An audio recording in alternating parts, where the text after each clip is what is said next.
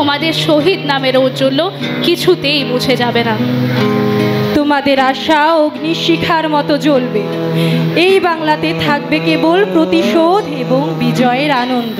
এখানে যারা প্রাণ দিয়েছে রমনার ঊর্ধ্বমুখী কৃষ্ণচূড়ার তলা, যেখানে আগুনের ফুলকির মতো এখানে ওখানে জ্বলছে অসংখ্য রক্তের ছাপ, সেখানে আমি কাঁদতে আসি। আজ আমি শোকে বিহ্বল নই, আজ আমি ক্রোধে উন্মত্ত নই, আজ আমি প্রতিজ্ঞায় অবিচল। যে শিশু আর কোনোদিন তার পিতার কোলে ঝাঁপিয়ে পড়ার সুযোগ পাবে না, যে গৃহবধূ আর কোনোদিন তার স্বামীর প্রতীক্ষায় আঁচলে প্রদীপ থেকে দুয়ারে আর দাঁড়িয়ে থাকবে না, যে জননী খোকা এসেছে বলে উদ্দাম আনন্দের সন্তানকে আর বুকে জড়িয়ে ধরতে পারবে না, যে তরুণ মাটির কোলে লুটিয়ে পড়ার আগে বারবার একটি প্রিয়তমার ছবি চোখে আনতে চেষ্টা করেছিল, সে অসংখ্য ভাই বোনদের নামে আমার হাজার বছরের ঐতিহ্যে লালিত যে ভাষায় আমি মাকে সম্বোধনে অভ্যস্ত, সেই ভাষা ও স্বদেশের নামে এখানে বিশ্ববিদ্যালয়ের উন্মুক্ত প্রাঙ্গণে আমি তাদের ফাঁসির দাবি নিয়ে এসেছি, যারা আমার অসংখ্য ভাই বোনকে নির্বিচারে হত্যা করেছে। ওরা 40 জন কিংবা আরও বেশি, যারা প্রাণ দিয়েছে ওখানে রমনার রৌদ্রদগ্ধ কৃষ্ণচূড়া গাছের তলায় ভাষার জন্য, মাতৃভাষার জন্য, বাংলার জন্য। যারা প্রাণ দিয়েছে রবীন্দ্রনাথ, কায়কোবাদ, নজরুলের সাহিত্য ও কবিতার জন্য, সজন বালিয়ার ঘাটের জন্য। যারা প্রাণ দিয়েছে ভাটিয়ালি, বাউল, কীর্তন, গজল, নজরুলের দুটি লাইনের জন্য, দেশের মাটির জন্য। রমনার মাটির এই মাটিতে আমি আজ কাটতে আসিনি। আমি দেখতে পাচ্ছি তাদের অসংখ্য বুকের রক্ত, রামেশ্বর আব্দুল সালামের কচি বুকের রক্ত, বিশ্ববিদ্যালয়ের সবচেয়ে সেরা কোনো ছেলের বুকের রক্ত।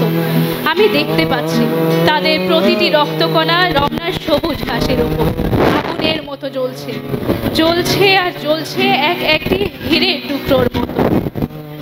বিশ্ববিদ্যালয়ের সেরা 40টি রত্ন বেঁচে থাকলে যারা হতো পাকিস্তানের সবচেয়ে মূল্যবান সম্পদ, যাদের মধ্যে লিঙ্কন, রলে আর আইনস্টাইন আশ্রয় পেয়েছিল, যারা গুলি ভর্তি রাইফেল নিয়ে এসেছিল ওখানে, যারা এসেছিল নির্দয়ভাবে হত্যা করার আদেশ দিয়ে, আমরা তাদের কাছে ভাষার জন্য আবেদন জানাতেও আসিনি আজ।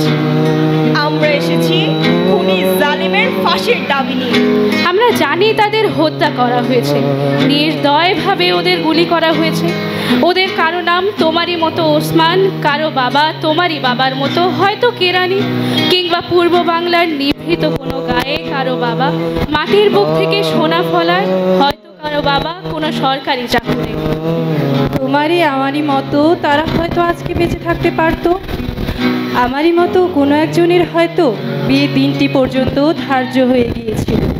তোমারই মতো কোনো একজন হয়তো মায়ের সত্যপ্রাপ্ত চিঠিখানা এসে পড়বার আশায় টেবিলে রেখে মিছিলে যোগ দিতে গিয়েছিল।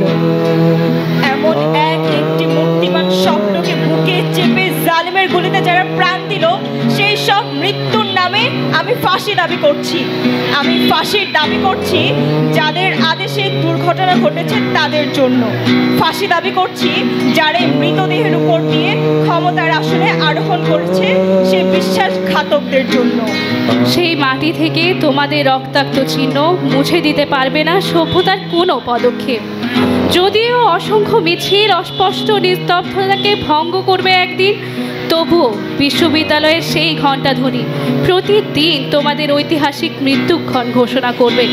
যদিও আগামীতে কোনো ঝড় ঝঞ্ঝা বিশ্ববিদ্যালয়ের ভিত্তি পর্যন্ত নাড়িয়ে দিতে পারে, তবুও তোমাদের শহীদ নামের ঔজ্জ্বল্য কিছুতেই মুছে যাবে না। তোমাদের আশা অগ্নিশিখার মতো জ্বলবে। এই বাংলাতে থাকবে কেবল প্রতিশোধ এবং বিজয়ের আনন্দ।